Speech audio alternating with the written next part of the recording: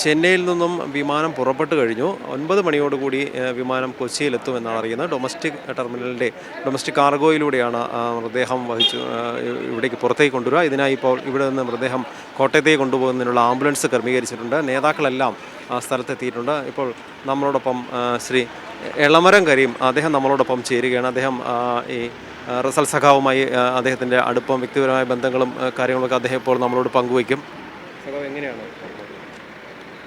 Trade union പ്രവർത്തന രംഗത്താണ് ഞാൻ റസലുമായി അടുത്ത് ബന്ധപ്പെട്ടത്. അദ്ദേഹം CITUവിൻ്റെ കോട്ടയം ജില്ലാ സെക്രട്ടറിയായി കുറച്ചു കാലം പ്രവർത്തിച്ചു. പിന്നീട് പ്രസിഡൻ്റായി പ്രവർത്തിച്ചു. പാർട്ടിയുടെ ജില്ലാ സെക്രട്ടറിയായി ചുമതല ഏറ്റെടുത്തതിന് ശേഷമാണ് ഔദ്യോഗിക സ്ഥാനങ്ങളിൽ നിന്ന് മാറിയത്. പിന്നീടും CITU സംസ്ഥാന കമ്മിറ്റിയിലും അഖിലേന്ത്യാ ജനറൽ കൗൺസിലിലും അദ്ദേഹം അംഗമായിരുന്നു. ട്രേഡ് യൂണിയൻ രംഗത്ത് നിൽക്കുമ്പോഴും പാർട്ടിയുടെ ജില്ലാ സെക്രട്ടറി എന്ന ചുമതല വഹിക്കുമ്പോഴും തൊഴിലാളി സംഘടനയെ ശക്തിപ്പെടുത്തുന്നതിന് എപ്പോഴും ശ്രദ്ധയോടുകൂടി പ്രവർത്തിച്ച സഖാവാണ്. പിന്നെ എല്ലാവരോടും വളരെ സൗഹൃദം പുലർത്തുക, വളരെ നല്ല ബന്ധം സാധാരണ പ്രവർത്തകരുമായി നിലനിർത്തുക, ഇതെല്ലാം അദ്ദേഹത്തിൻ്റെ ഒരു പ്രത്യേകതയാണ്.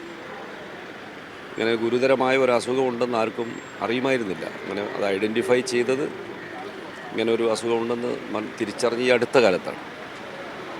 കോട്ടയത്തെ CPIM ജില്ലാ സെക്രട്ടറി എന്ന നിലയിൽ KJ തോമസ്, അതുപോലെ വാസവൻ, ഇവരൊക്കെ സെക്രട്ടറിമാരായിരുന്നതിന് ശേഷമാണ് റസൽ സെക്രട്ടറിയേറ്റ് വരുന്നത്.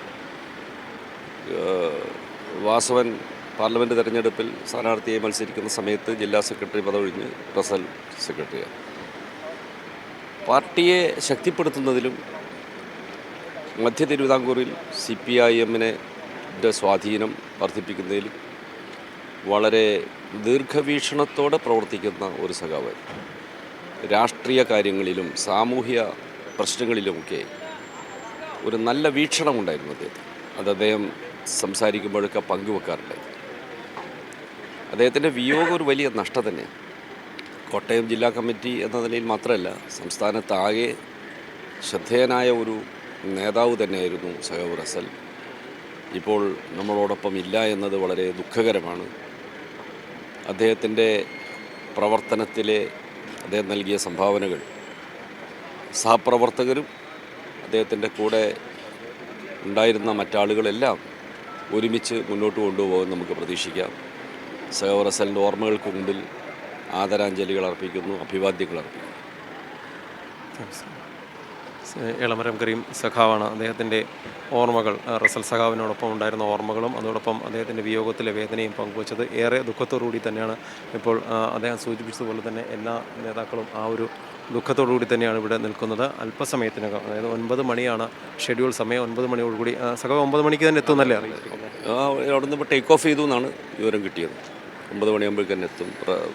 വാസവനും പാർട്ടിയുടെ സ്റ്റേറ്റ് കമ്മിറ്റി മെമ്പർ അനിൽകുമാർ തുടങ്ങിയ സഖാക്കളോ അദ്ദേഹത്തിൻ്റെ ബോഡിയോടൊപ്പം ഉണ്ട്. വിമാനം ചെന്നൈയിൽ നിന്നും പുറപ്പെട്ടു കഴിഞ്ഞിട്ടുണ്ടെന്ന് ഇവിടെ വിവരം ലഭിച്ചു. 9 മണിയോടുകൂടി തന്നെ വിമാനം ഇവിടെ എത്തും. 9:05 അതാണൊരു സമയം ലഭ്യമായിട്ടുള്ളത്. ആ സമയത്ത് തന്നെ വിമാനം എത്തും. ഇവിടെ മൃതദേഹം ഏറ്റുവാങ്ങി കോട്ടയത്തേക്ക് കൊണ്ടുപോകാനുള്ള എല്ലാ ഒരുക്കങ്ങളും പൂർത്തിയായിട്ടുണ്ട്. അതോടൊപ്പം തന്നെ നമുക്ക് ആ ദൃശ്യങ്ങളിലേക്ക് പോകാൻ നേതാക്കളൊക്കെ ഇവിടെ തയ്യാറായി നിൽക്കുന്നുണ്ട്. ആംബുലൻസ് തയ്യാറായി നിൽക്കുന്നുണ്ട്. 9 മണിക്ക് മൃതദേഹം എത്തിക്കഴിഞ്ഞാൽ ഇവിടെ നിന്ന് തന്നെ ആംബുലൻസിലേക്ക് കയറ്റി ഈ ആംബുലൻസ് അതിനോടൊപ്പം നേതാക്കളും വാഹനത്തിൽ കോട്ടയത്തേക്ക് പുറപ്പെടും എന്നാണ് ഇപ്പോൾ നമ്മളെ അറിയിച്ചിട്ടുള്ളത്. പ്രാദേശിക നേതാക്കളും ഇവിടെ തയ്യാറായി നിൽക്കുന്നുണ്ട്. ഇവിടുത്തെ ഒരുക്കങ്ങൾ, എറണാകുളത്ത് എന്തെല്ലാം ക്രമീകരണങ്ങളാണ് ഏർപ്പെടുത്തിയിട്ടുള്ളതെന്ന് അതിന് മേൽനോട്ടം വഹിക്കുന്നത് എറണാകുളം ജില്ലാ സെക്രട്ടറി CN മോഹനാണ്. അദ്ദേഹത്തിൻ്റെ മേൽനോട്ടത്തിൽ നിർദ്ദേശപ്രകാരമാണ് ഇവിടെയുള്ള ക്രമീകരണങ്ങളെല്ലാം ഏർപ്പെടുത്തിയിട്ടുള്ളത്. അല്പസമയത്തിനകം അദ്ദേഹം ഇവിടെ എത്തും. സാധിക്കുമെങ്കിൽ നമ്മളോടൊപ്പം ചേരുമെന്നാണ് നമ്മൾ പ്രതീക്ഷിക്കുന്നത്. ശരത്ത്.